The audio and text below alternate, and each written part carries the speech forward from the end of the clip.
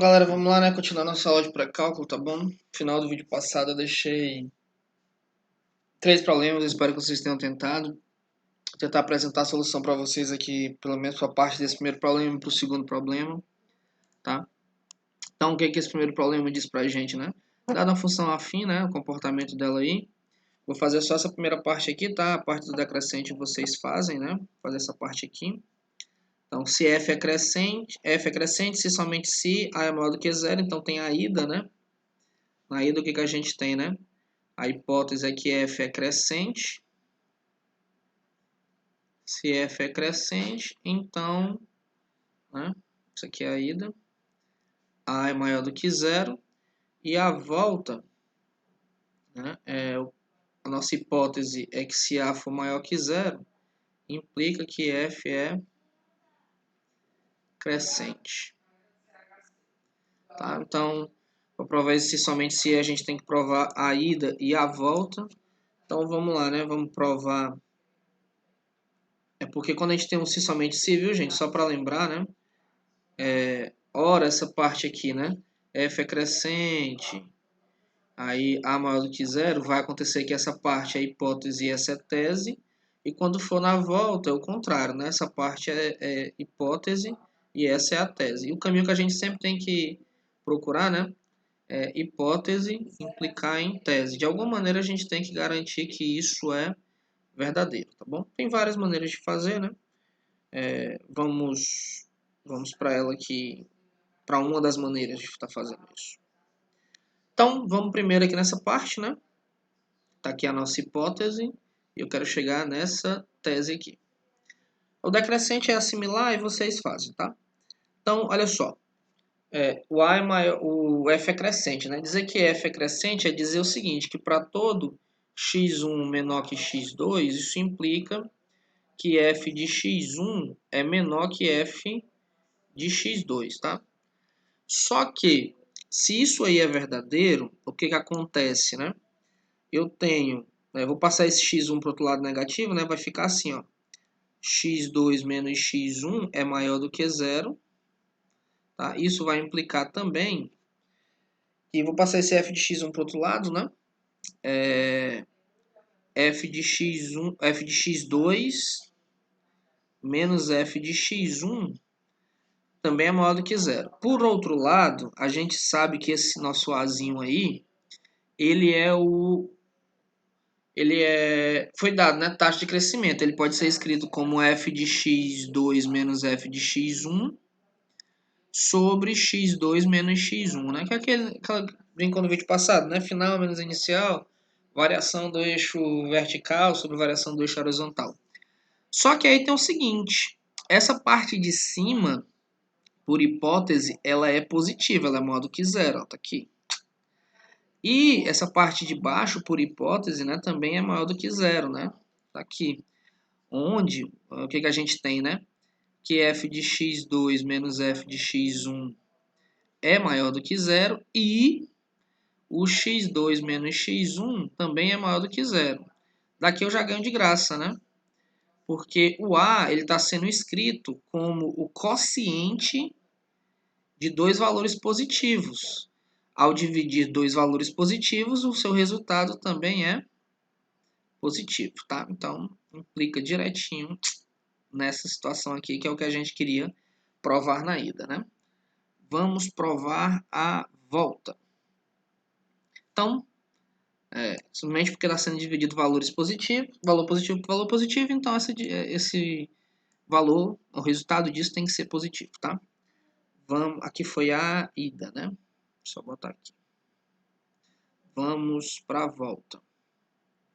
Na volta, a gente parte dessa seguinte hipótese, né? Que o A é positivo. Ora, dizer que o A é positivo é dizer que isso aqui, ó, f de x2 menos f de x1 sobre x2 menos x1 é maior do que zero, né? Porque se o A é maior do que zero, uma outra forma de escrever o A, ó, também é maior do que zero, né?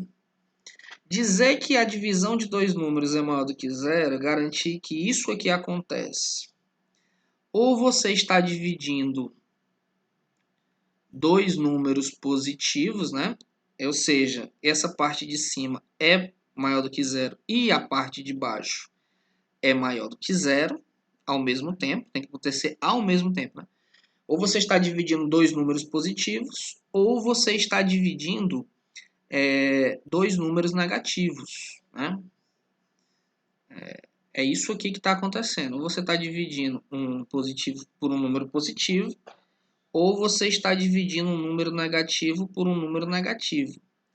Porque só assim, né, você vai ter uma resposta sempre maior do que zero. E obviamente que pode acontecer esses números até serem iguais, que o resultado vai ser 1, né? Mas a gente está olhando aqui a questão do sinal desses números, tá? Então vamos prosseguir aqui. Ora, nesse primeiro caso aqui, o que eu ganho, né? Vou deixar aqui chamar de primeiro e de segundo. Nesse primeiro caso, eu tenho o seguinte, né? Que acontece simultaneamente de x1 ser menor que x2 e f de x2, f de x1 ser menor que o f de x2, né?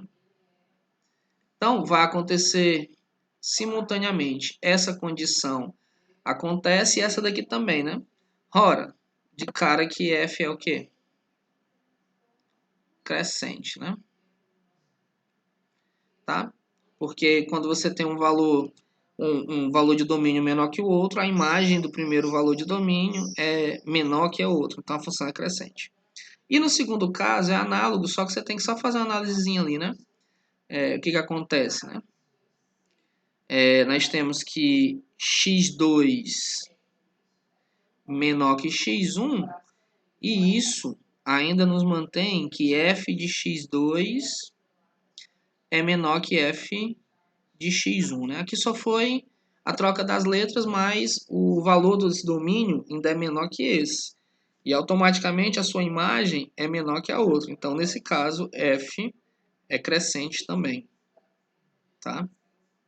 Porque essas situações vão acontecer simultaneamente. Logo, a gente provou a ida e a volta, então tá demonstrado, tá? Bem, uma outra parte do exercício ali que eu deixei para vocês, né? Era o seguinte, vamos aqui nele, né? Deixa eu botar aqui de novo. Botando aqui ele de novo e ajustar a tela. O segundo exercício diz o seguinte: estude a equação a de x mais b igual a zero, ou seja, f de x igual a zero. A resposta dependerá dos sinais de a e b. Ora, se você tem uma função f de x igual a x mais b, e você quer analisar o f de x, né, igual a zero, ou seja, você quer analisar a raiz da função, né? Quando você iguala f de x a zero, o que você busca é a raiz da função. Então, como que fica essa situação, né? Então, a de x mais b igual a zero. Então, você tem que a de x é igual a menos b. Então, você tem que x é igual a menos b sobre a. Realmente, né, há uma dependência dos sinais de a e b, né? Porque aqui nesse caso, né, se o b for positivo e o a for positivo, né, você vai ter que analisar todos os casos.